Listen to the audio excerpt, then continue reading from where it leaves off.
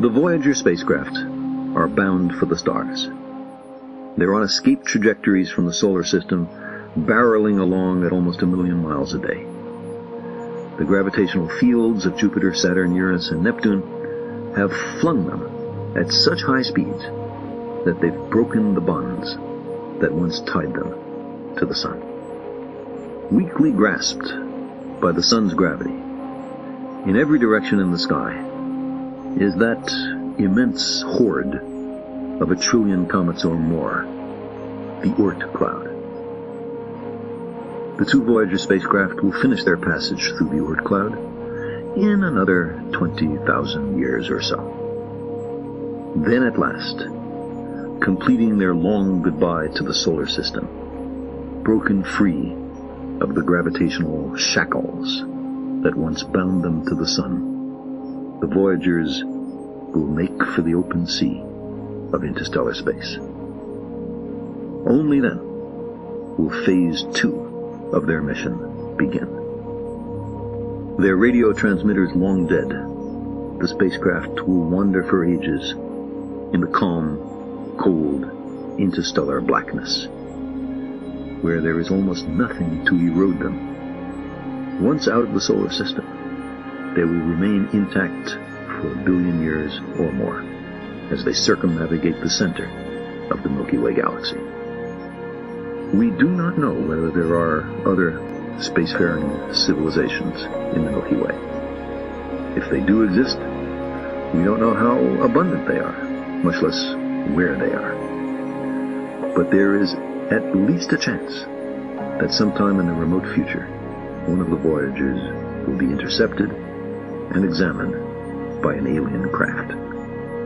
Accordingly, as each Voyager left Earth for the planets and the stars, it carried with it a golden phonograph record encased in a golden mirrored jacket, containing, among other things, greetings in 59 human languages and 1 whale language, a 12-minute sound essay, including a kiss, a baby's cry, and an EEG record of the meditations of a young woman in love.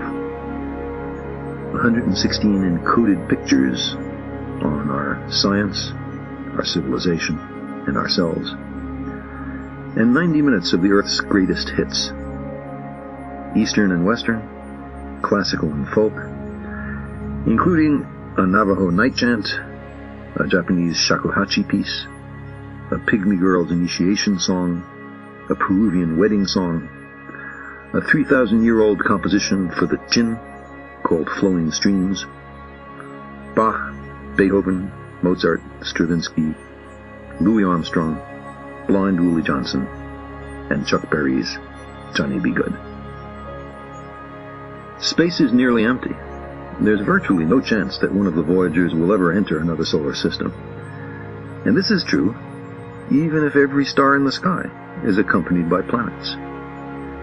The instructions on the record jackets, written in what we believe to be readily comprehensible scientific hieroglyphics, can be read, and the contents of the records understood. Only if alien beings somewhere in the remote future find Voyager in the depths of interstellar space. Since both Voyagers will circle the center of the Milky Way galaxy essentially forever, there's plenty of time for the records to be found, if there's anyone out there to do the finding. We can't know how much of the records they would understand. Surely the greetings would be incomprehensible, but their intent may not be. We thought it would be impolite not to say hello. The hypothetical aliens are bound to be very different from us, since they're independently evolved on another world. Are we really sure they could understand anything at all of our message?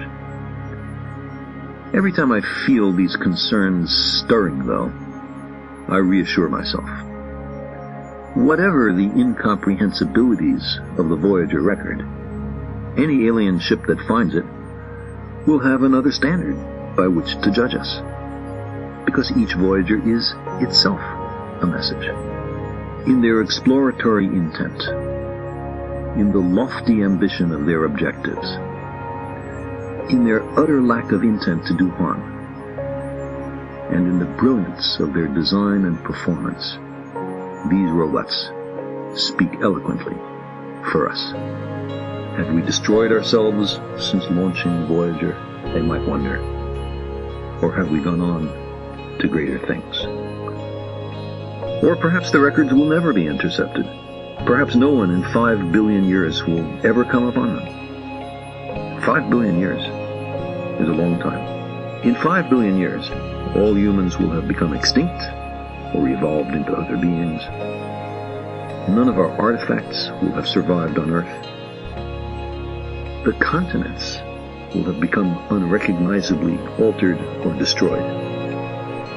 And the evolution of the sun will have burned the Earth to a crisp, or reduced it to a whirl of atoms.